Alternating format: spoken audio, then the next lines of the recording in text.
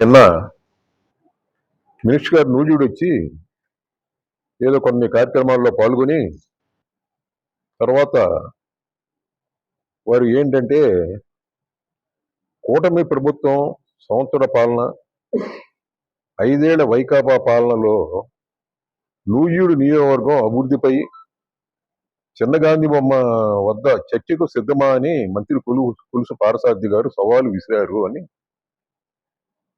ఈనాడులో ఇవాళ చూశాం. ఆయన నిజంగా సవాలు విసిరితే నేను దాన్ని స్వీకరిస్తున్నా, సంతోషంగా స్వీకరిస్తున్నా. నేను స్వీకరిస్తాను, నేను రెడీగానే ఉండను. కానీ గత 4-5 రోజులుగా నాకేంటంటే టైఫాయిడ్ ఫీవర్ రావడం జరిగింది. అయినా సరే పండుకోకుండా రోజుకి 4-5 పెళ్లిళ్ళకి వెళ్తున్నాను, వివాహాలకి మా కార్యకర్తలకి వెళ్ళి రావడం జరుగుతుంది.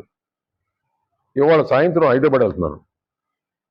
22వ తారీఖున దాటిన తర్వాత ఏ రోజునైనా సరే ఛాలెంజ్,